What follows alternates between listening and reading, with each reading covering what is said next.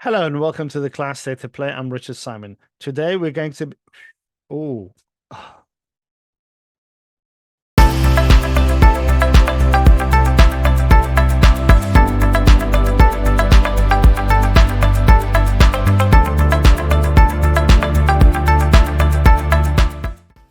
Hello and welcome to the Cloud Therapist channel. I'm Richard Simon. So we are nearly there. Christmas is just around the corner. So we have two more shots at Cloud State of Play for this year. This being the November edition. As always, I have Paul Bevan, the irrepressible Paul Bevan, joining me again for another session. Morning, Paul, everybody. Paul is Research Director of Infrastructure at Bloor Research. I hope I got that one right this time. You did. Yay! Absolutely. Excellent. Yeah. So I'm getting it's only taken me like 6 months to get that right.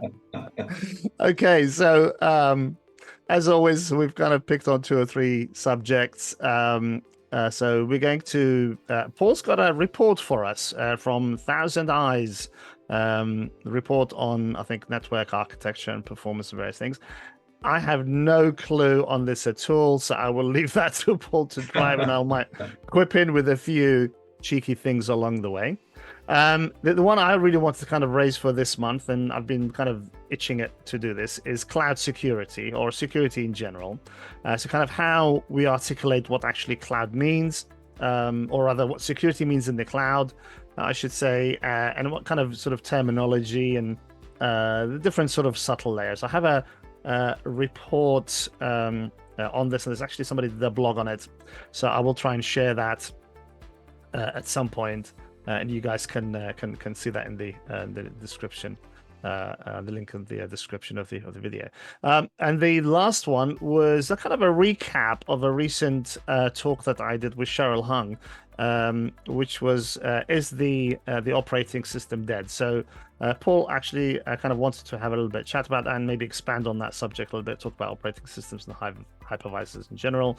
So we're going to kind of do a little recap of that. Again, the link for that particular talk with Cheryl Hung will be in the description of the video.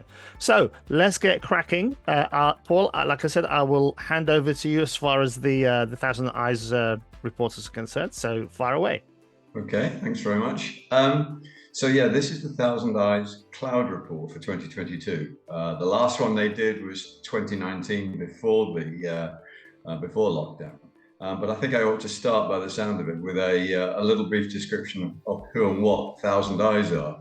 Thousand Eyes have been around probably now for the best part of 13 or 14 years. And really what they've been doing over that time is instrumenting the whole of the public internet and public cloud networks. So they have been putting agents out, into various, points of presence, inside the cloud providers as well, and right across the public network globally. And so their main claim to fame really has been an absolute clear understanding and visibility about how traffic is moving across public networks, whether that's the public internet or the cloud providers' networks. And, go and have a look at Thousand Eyes. It's thousandeyes.com. All one word, and it's but we'll send some links afterwards. But they do an internet report, so they look at the sort of ISP type world and see how that's performing, and they have an online map you can go and look at and see the performance of the internet, which is really quite interesting. But cloud, what they've done is to focus on the top three cloud providers, so AWS, Azure, and GCP. And effectively get a picture of how their networks are architected and how they're performing. It's a fascinating report, so we'll provide links at the end of it. But if you were to put in Thousand Eyes Cloud Report into Google, you'll go straight to the latest report, which you can now look at. It was published last week on Thursday. Interesting things coming out of it, which have significant impact, I think, for businesses, all businesses today, but certainly those who rely totally on a digital world and a global digital interconnect world. In that some of the things that the three cloud providers do in terms of architecting and then managing their own networks is that they can have significant impact on your business applications and how they perform. So the best way is just sort of pick out some highlights from the report, which I wanted to sort of bring, which is really interesting. The first is that there's no steady state in the cloud. So everything changes on a regular basis. So if you try taking a snapshot of your performance on any of the cloud providers or in a multi-cloud environment, it's likely to be out of date within days. So you can take a snapshot and say, yeah, that's all working fine, that's good. And actually, what it's showing is because of those changes that happen virtually on a daily basis, you need to have a much better view of what's going on. So for some of the examples, if you go to AWS, of the three, they're the ones who use the public internet more than the others. In fact, the other two get most of their customers onto their backbone networks really quickly. AWS actually spends a lot more time using the public internet before it comes to the AWS backbone. Unless, of course, you negotiate something different. And I think part of that may be, a negotiation tactic from AWS that says, actually, I can charge more if I get people to come onto the on-ramp faster and give them a higher level of service. So, and we can argue the toss as to whether AWS are doing that, knowingly, or whether that's just the way in which they've architected their internet. But you'll see the way in which, when you look at the report, the way in which they route traffic can change quite dramatically. So if you're in, and back in 2019, AWS had some really strange routing of traffic across the states. And they were sending traffic from, when you were trying to go to the Far East, they were sort of pinging it 2 or 3 times across east and west across the states before going out into the across the Pacific and into the Far East. Interesting. They seem to have fixed that problem now, so that's a lot better. But there are some strange routings going on that have significant impact on latency and performance. I think one of the things that comes out for me is that if you are an organization the bulk of whose traffic is in what I call the mature markets of Europe, UK, France, Germany, northern, Scandinavian countries, etc. So that's sort of core. Or you're in the United States and Canada, then the difference between the three providers is minimal in terms of latency, performance, packet loss, all those sort of issues. They're fairly good. But if you have got traffic going into Asia Pac, for example, or Oceania, into the Australia and the like, then there are some significant differences, and they all seem to have struggled, probably the wrong word. They all seem to be chopping and changing how and where they route. Do they route through Singapore and up through Dubai and back into Europe, or do they go the other way across the States and out? And therefore, there are things they're doing that will impact your latency and your performance. You just need to be aware of. One of the things that's good, I think, coming out of the report from a multi-cloud perspective is that communications, over their networks between the providers and between availability zones is pretty consistent and pretty good. It's as you get out towards the edges that things start to deteriorate. Slight note of caution from the Thousand Eyes report this year is that they've called it obfuscation. There are larger parts of the networks that even they can't see into at the moment. And they're not quite sure why that's happening. I mean, it's grown. It was very small amount that they couldn't see into in 2019. It seems to have grown. There are technical reasons why that might be the case, which quite frankly, I'm not sure I understand the technicalities, but it's to do with the way in which they capture data, and I'll just confuse everybody. But fundamentally, there could be technical reasons that, particularly GCP and AWS are using. That means even Thousand Eyes can't see into those parts of the network, whereas Azure hasn't really changed, and they can see most of what's happening in Azure. So really the point is that whether you're doing multi-cloud or you're doing hybrid cloud or just using a single public cloud, you can't just hand over your, if you like, your network requirements to the three providers and think, wash my hand of it. So you absolutely. So for example, the other thing that comes out quite strongly is that while mercifully there have been few really large global outages, problems occur every day. Performance degradation will be outages every day. And one of the things that Thousand Eyes are seeing with a lot of their customer base is that when they go talk, particularly to enterprises, is that they haven't thought about how they manage those outages. What's your backup strategy, or what's your alternative if you lose an availability zone? If performance on a particular route is right, how do you architect your own network to change the routing without having to go, and try and understand what's going on? So it's really a case of, I think we discussed it a little before, is that architecting your network in the cloud is every bit as important as architecting your own private networks. Right. You have to do that. It might be slightly different in the things that you have to think about, but fundamentally, and what Thousand Eyes was seeing, this isn't in the report, but I had a briefing from Angelique, who's the sort of head of product development at Thousand Eyes, and Angelique Medina, and she was saying that really the state of awareness and readiness of enterprises is not good in terms of handling those outages and those performance degradations, because they've just left it to Amazon and Microsoft and Google, and that is wrong. And so, interesting. Now, Thousand Eyes, if anybody doesn't know, was recently bought by Cisco. So Cisco are now busily sort of integrating their capabilities into, because they bought App Dynamics, and so they've got this sort of complete stack approach. And so Thousand Eyes is becoming part of the sort of observability stack for Cisco.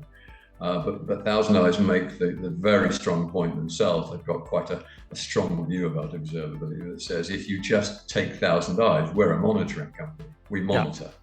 But what they can do is, if you've got a new business and you want to know what's the best way of serving customers globally with low latency, they can map it for you. They can map it and give you the best routes as to get that, and then they can monitor it and say these are still the best routes. So it's, given that we've moved to this digital world, it's a fascinating area. I wrote a report back in 2018, I think, end of 2018, that I highlighted the visibility gap that there was in public cloud, and really what we're seeing now is just being covered off by Thousand Eyes. Particularly, I mean, they're almost unique. I mean, I always say almost, because it's a death knell for an analyst to say something's unique, only for somebody to pop up the next day and go, no, I do the same thing. But really, there is very few companies that have any sort of capability anywhere close to Thousand Eyes in doing that. Right. So interesting bunch of people. But it's a fascinating report, and if you're involved in running multi-cloud over sort of global business network, then having a look at this and just understanding the issues that you've got, and maybe thinking a little bit more about how do you provide some sort of backup recovery program that says, an AZ is out, or a certain route is now performing very badly. And obviously, one of the tools to use that is Thousand Eyes. I think they are a very interesting company. Go and have a look at them. So the report, if you do Thousand Eyes Cloud Report, you'll get it on Google, but we'll put it as a link. We'll definitely have it. And I mean, my thoughts on this are, I mean, it's a quite a wide area, and maybe we can sort of revisit it at some point, circle back on it. But certainly from a sort of strategic point of view, enterprise really need to have that sort of planning in place. So for things like backup and recovery sort of strategy, having or using sort of multi-region, multi-availability zones. Being in multi-clouds obviously helps with that, and being even cross clouds might help as well. And although we're seeing, I think it was what was the recent one that they announced? Was it AWS announced in Switzerland, hyperscale data center? I think it only came out the other day. I'll try and find the details for that. Don't quote me on that just yet. But I mean, even with that type of stuff, the deficiency, as you said, in terms of the planning and the strategy that I'm also seeing as well. Even when sort of regions go down or whatever, even the likes of WhatsApp and some of these really major services seem to go down as well, and it just kind of knocks it out for Europe or Asia or something like that. So I think you're quite right in that organizations are not really planning that, and they're not architecting enough or widely enough and big enough to be able to cope with those types of outages. A lot of that seems to be misconstrued in terms of being that shared responsibility model. If you Google cloud shared responsibility model, you get that chart that kind of takes you from infrastructure service all the way to SaaS sort of thing. I think that that whole sort of area of high availability and resilience just seems to be being thrown to the other and onto the other side of the fence incorrectly by organizations. Yeah, I think that's right. It's age-old arguments about when you outsource something, and that's effectively what you're doing. You're outsourcing your network effectively to the big three hyperscalers. Yeah. Is yes, you give up day-to-day running and ownership of that, but you don't give up responsibility for its outcomes. To your board and whatever. So your relationship changes from being, it's much more one of building different relationships rather than sort of almost like it's just another operational control arm of what's going on. You actually need to build a higher level of skills, I think, in terms of those relationships. And one of the things that was really interesting coming out of the report was they said, just remember, all three of these have their own business drivers. So they're not your business drivers. So they will be making decisions on routing and on how they build out the networks and how fast. So for example, again, some of the outlying areas suffer more than the core. So to an extent, we're talking to an audience here in the UK and probably across Central Europe and most of the North America, is there's not so much of an issue. But if new features and capabilities come out of AWS, GCP and Azure, quite often it's some of the outlying areas that take a long time before they see them, and they roll them out at different speeds. Sure. So all those sort of things need to, and you may say, well, I'm based in London. Yeah, but if you're sending traffic to Oceania or to Asia Pac, you may well have an issue, and therefore think about. And that's where the ability, as you said, to have a multi-cloud, to say, when do I use AWS or when do I use GCP or when, we've always talked, over the last few things, we've talked about, sometimes they have their own skills in terms of the applications, GCP very much in terms of high performance, exactly, those sort of areas. Yeah. Actually, you need to be looking into their capabilities and the way in which they manage their networks. And does that marry with what you're trying to do? So those skills are new. You need to get to grips with. And I agree. I don't think that even comes across the ideas or the minds of kind of architects when they just kind of that aspect, that resource is just consumed, but it's never interrogated or investigated kind of way. And this is again one of the I was at the I did the AWS Fest event a couple of months ago, and I've actually been advocating this quite a lot. I did some stuff for the T-Systems Attic event as well, and I presented again on this around I was trying to kind of coin something that really the likes of aviatrix have kind of almost got there with the same terminology, but kind of where we've had, sort of cloud data management, so the likes of Rubrik and people like that talk about, sort of data management, how you manage your data in the cloud. So I kind of wanted to do something similar, and I think we mentioned it in a previous class here to play, cloud network management. So the likes of Aviatrix kind of allow you to manage and monitor your network environment, but still you're not really in control of anything beyond sort of your little pond, in the public cloud, essentially. And I think that's the not danger, but that's kind of the thing that really organizations need to be aware of, and incorporate that into their strategies. It's partly a procurement issue, and therefore a contracting issue, but it is still partly a sort of technical architecting point of view. They make the point that as long as your contract is set up the right way, and you start to see degradation in a particular route, you can start to manage where that routing goes. I mean, you've got BGP gateways, you've got everything coming out of your business into that. You can say where that route needs to go, as long as you've got the contract set up. So that's back to the architecting. But it's partially a procurement stroke contracting issue and a relationship issue with those, but it is still partly a network architecture operations. I can see that if you're kind of in a hybrid situation. If you're kind of a new organization or a startup and you're fully in the cloud, it might be slightly different for that. But I do appreciate that, and that's why I was kind of trying to bring this up to the surface in terms of awareness really around cloud network management. Absolutely. I think be aware of how you do your network. Don't just kind of consume the network from from and the cloud resources. Back when we've been looking at observability, how can you have observability if you've got that huge gap in the middle?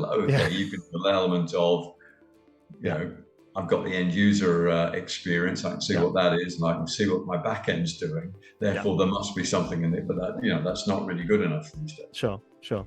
Right. So I think we can probably come back to this at another point when we get a little bit more information. Have a look at the report. I'll definitely include the link in the. And if you're a geek, there are pages and pages of performance stats. Oh, wonderful. Okay. I think some of my subscribers are. There's a great management summary and some great overviews. But my God, there's some tables with sort of routing traffic information. Oh, lovely. Okay, right. Others will get thoroughly enjoy. I'm sure some of my subscribers are definitely. So hope you guys enjoy that. Right, let's move on swiftly to the second subject, which is around security. So I really kind of wanted to highlight this because it's been a bit of a bugbear when I hear terms like cybersecurity being thrown around quite a lot, and I really wanted to kind of highlight the fact that security, whether you do it actually in the data center or in the cloud, or maybe slightly more biased towards the cloud, is really multi-layered, and there's so many things that kind of fall under that sort of security. And there was actually a really good, almost 100%, I'd probably say 98% there in terms of what it had the same idea as I was thinking. There was a blog article on Medium, and again I'll include the link in the description, which actually tried to break down, I think it was called something like Cloud Security Framework, but it actually really hit on all of those areas that I really wanted to say. I don't want to call it cybersecurity. I'm almost getting to the point where I'm hating the term cybersecurity. It's like when you go to all these kind of clubs or birthday parties, whatever, the DJ always plays the same songs all the time. It's just like there's a conspiracy between all these DJs. They've all got the same CD or MP3 files, and they all play always play the same songs. And it's kind of almost like a litany of just all these well-known pop songs. And they're kind of, oh, please stop playing that. It's like I've heard that like 10 times now. So it's kind of a little bit similar for when people say cybersecurity. It kind of hides a multitude of sins. I thought it was only me that's tilted at windmills with when the industry starts to give an overall sort of description of something that covers a multitude of sins, and probably wasn't anything to do with the original way it described. Exactly. Well, I don't think you're alone there. I don't think you're alone. Only me. It's nice to see you getting wound up about it. No, you're not alone there. Believe me.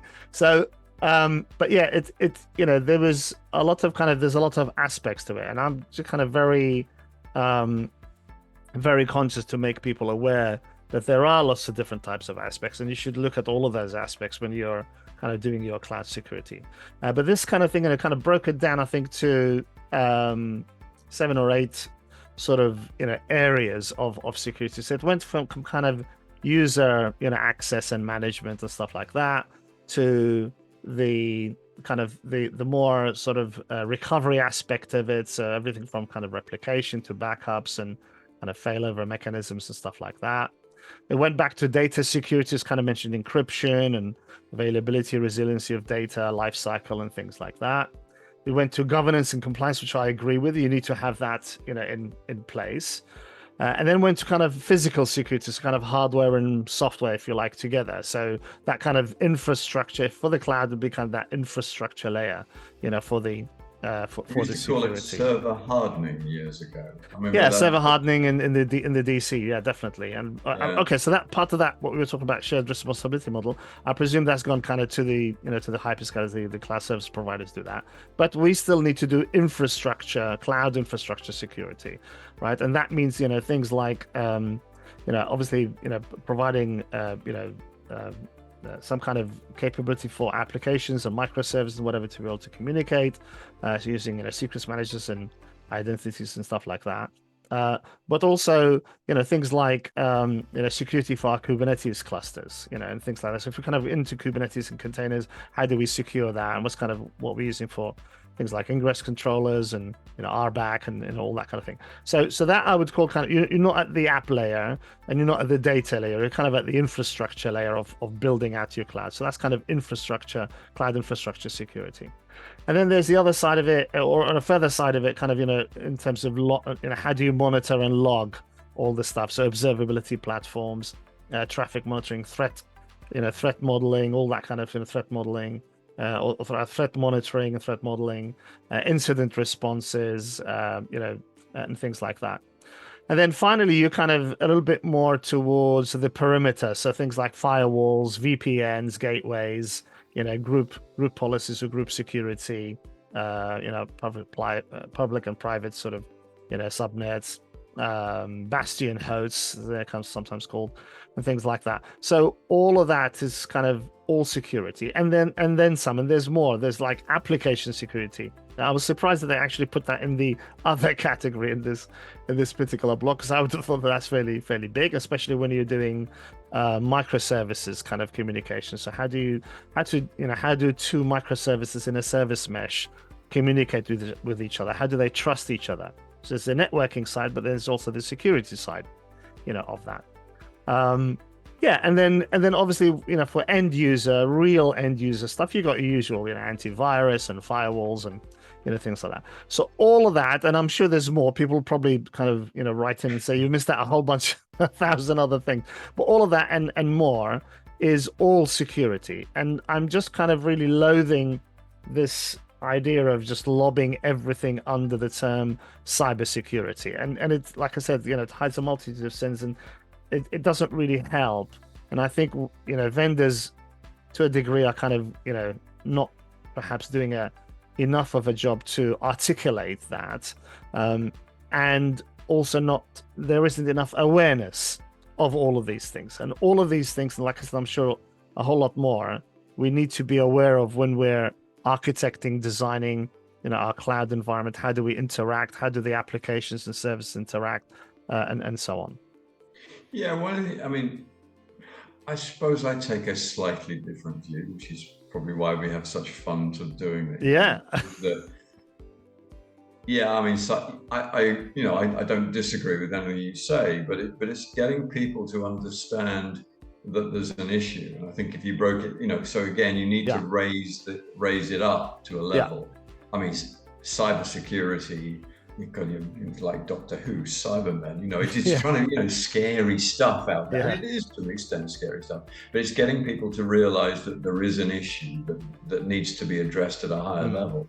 But the other thing that occurred to me when you were talking is, again, and if we're really sort of cloud oriented, is what's the responsibility of your cloud provider for security and what's yours?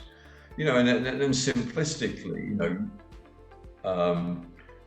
if you're going to an AWS, Azure, or GCP, you expect them to have the sort of security in place that tries to stop the bad actors getting in the first place.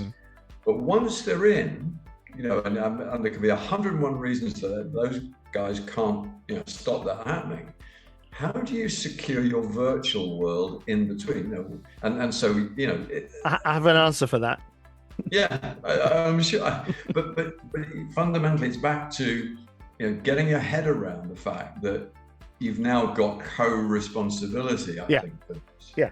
And the other thing, and so you can sort of come back. I thought, well, I'm not a security expert, but one of the things I've heard from a colleague of mine, Greg van der Gaart, and he's always well known in the sector, but he makes a big point of saying, actually, it's, we're losing the battle. We're spending a fortune on, the various tools, and we're spending a fortune trying to get the right people. And we always seem to be one step behind and do the things. He said, so something's going wrong fundamentally. And to his point of view, he says it's about quality. It was an interesting one, that actually you need to build in a much greater understanding of business requirements amongst the security team, but then amongst the business, greater understanding of what quality looks like in terms of putting security together. I mean, you can have, and we can start this going, DevSecOps has sort of come as a term, but fundamentally what you're trying to do is to say, we need to build security in right at the front. And that's a bit of a, everybody's been saying, yes, that's right. Yeah. It's a sort of quality issue that when you're developing, you talk about application security, if you cut corners on patching, on updates, on all those sort of things, or if you've not thought clearly enough about those routines, that's going to be a problem. So again, doing it up front is an issue. But getting the whole organization to think, even in their business processes, what does good security look like?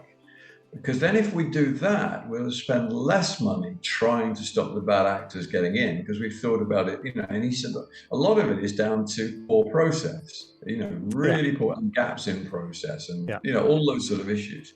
Yeah. And I'm sure that's part of the reason for the sort of term DevSecOps, people trying to bring it together. And so, I mean, years ago at Unisys, when I was involved with their security program, and they've done quite well in security in recent years, we had something called zero gap security. You are only as strong as your weakest link. And I think that's the challenge, that all those things you talked about all interlink. So how do you ensure, and again, so it comes back to, a much tighter upfront understanding of what you've got to do from a quality perspective to make your systems as secure as possible, because otherwise we're just we're fighting a losing battle against the hackers at the moment.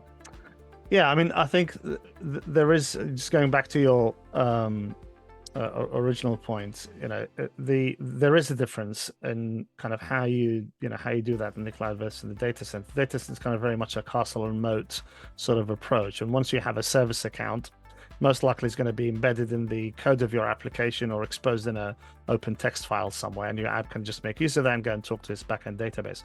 With cloud, we can apply zero trust, and everything should be, if it's not, it should be zero trust, because that's the kind of the mentality, that's the approach for that. And hence why, we don't do things like, service accounts that are just, open forever and can be used forever and they never expire. So there's things like secrets management, there's service registries, and, and so that sort of, zero trust approach. So no two containers or no two pods or containers running in a particular pod, can communicate with each other until there's a trust established, and that trust needs to be renewed. So that gets rid of a lot of that kind of hacking and things like that. Also, from I think the enterprise confusion comes from the thinking, and I think this is still prevalent, that our data center is more secure than the public cloud. But when you actually consider the public cloud certifies for people like the Ministry of Defense, the Department of of Defense, the NSA, and people like that, you can immediately appreciate that their their security and hardening in terms of pen testing and so on, from those sort of external bad actors, is infinitely better than what you'd get in your own data center, what you can do in your own data, because they spend literally thousands, millions, if not billions of dollars on to make it like that, and to certify to those government standards. So I think part of it is education, part of it is and awareness, part of it is having that sort of wide understanding of what needs to be done in the cloud in terms of security. And then third part of it is kind of architecture as well. So kind of architecting your security properly. It's interesting. We keep coming back to this word architecting, both in in terms of networking. We've talked about architecting. We've had enterprise architecture for some time, and then we've talked about the fact that it's got a slightly bad name because obviously it's more for less, faster, please. Everything is going at a heck of a pace. And therefore, I think every time we talk about these things, we keep coming back to that word architecture, or architecting it correctly in the first place. One of Greg's great sort of examples is when you build a house, you build it with strong foundations and bricks and tiles. You don't build a paper house and then add burglar alarms to it, because they can just break through the, it's that sort of approach. It's just, come on, think about this right up front. And I think there's been a recognition that security had been tacked on the back end of things and hadn't been included. And I think that's improved. But you're right. I mean, it's a broad set of topics that need to be covered. Yeah, I'd like to maybe, whether cybersecurity is the relevant. I'd like to maybe revisit that at some point. I think it'll be good to maybe explore some of those in a little bit more detail, maybe pick on some of those, and certainly I'll provide some more information on that blog. I thought it was actually the first attempt that I've seen to actually kind of break it all down and categorize things, of how security, what aspects of security there are in the cloud. Okay, so let's move on to the third one. Now, we kind of wanted to go back to the is the OS dead talk that I did with Cheryl Hung, and we kind of wanted to do a little bit of a recap on that and kind of give your thoughts on that. So what were your thoughts, Paul? Because we haven't really rehearsed this at all. The headline, is the OS dead? No. You make a really short one, but I mean, do you want my one? Do you want my one?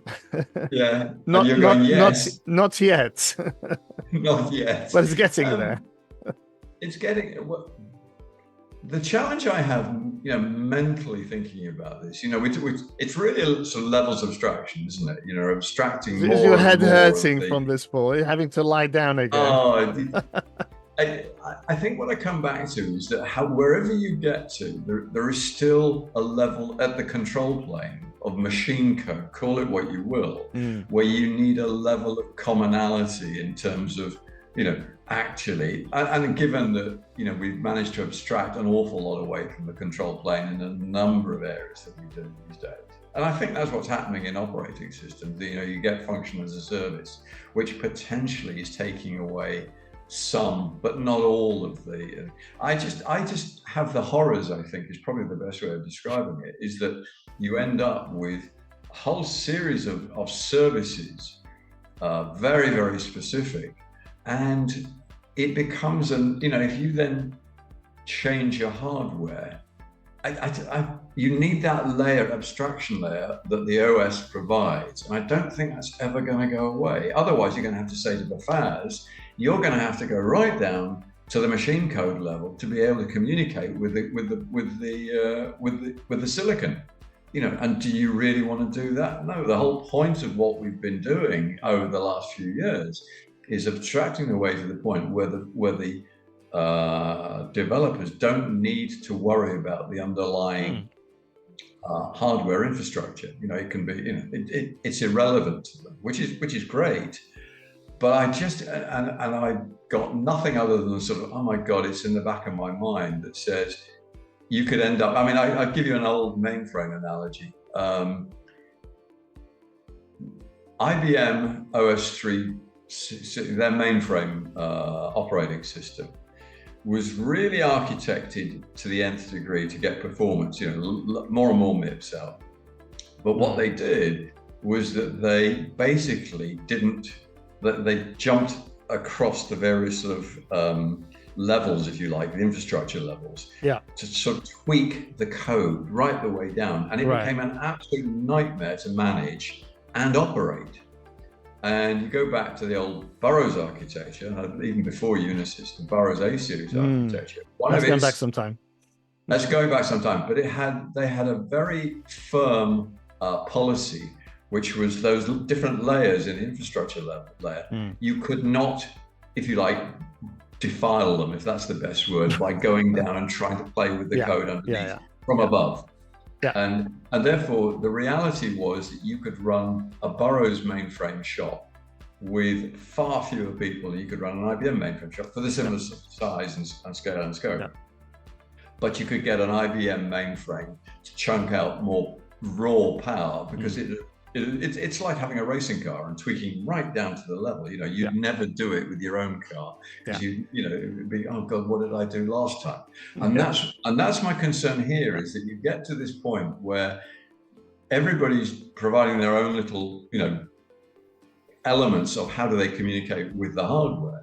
You still need that layer, and that's called the operating system. So I don't ever see it going away. Well, ever is too long. I mean, that's asking for me to be shot down. But ever in my terms, it's probably in my lifetime. I mean, I don't think we were sort of saying it as it's going to fully go away. So, but the emphasis was, because I mean, you even see that with, distributions of stuff. So things like Kubernetes, for example, is when you do a Kubernetes distribution, when you get it from a vendor, not the cloud service providers, it's based on an OS, and you can install it on bare metal, and that's what you should be doing if you really want to install it on actual physical service, if you're not kind of putting it in your own in a hybrid cloud or public cloud or whatever.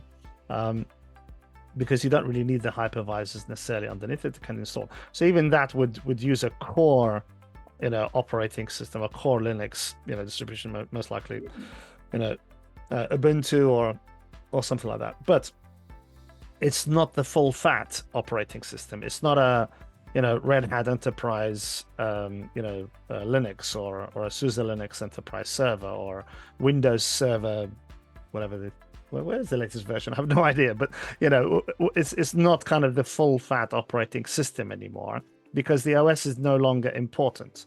It's not been important since the advent of containers and Kubernetes and stuff like that, which is coming up to 10 years now, I think. So it's and obviously, and then when you go next layer up, kind of into the containers, again, you have a core operating system. Again, you don't need a full fat operating system to manage the containers and run along with the runtime, the Docker, runtime or whatever it is that you have as your container runtime, and that services and manages the containers and does that primitive, I/O for disk and network and whatever that you would expect from an OS, because it's a kernel. It is the kernel. It's the core. OS that's doing that. It needs to do that. It doesn't need the GUI. It doesn't need, a massive patching module. It doesn't need a huge security module. It doesn't need, some kind of storage carving, capability. All of that is unnecessary.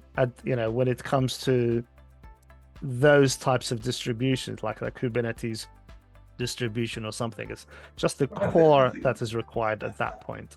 I take the point, but you seem to be building a layer of complexity in there at an operational level, in that each of these requires something slightly different. It's all right, it's great for the developer, but for the operations teams who are having to manage all these different interfaces into the bare metal, you just think, is that right? So all we're arguing about, I think, is how much, is it full fat or semi-skimmed or completely skimmed, in terms of and I think it's becoming more and more skimmed, if you like. It's not full fat. Yeah. But I just, I just worry that, the industry does this every now and again, is that, you get this, how do I make the world easier to manage, my IT world easier to manage, and whether that's development or it's operations or whatever. And then something new comes along and everybody literally breaks all the Lego pieces down. This is right, but they're all now individual bits. Now put them back together again. And I think the danger is, as you put them back together again, you don't get something as easy to manage. It might be from a performance point of view. You get, you talk about bare metal. Obviously, the issue bare metal versus hypervisors has been about performance. Well, hold on a minute. The whole point of Moore's law was that we didn't need to be so uptight about, availability of raw performance. But we're going back to that. It's fascinating that, you're getting these tweaks, and there are certain applications that absolutely require it.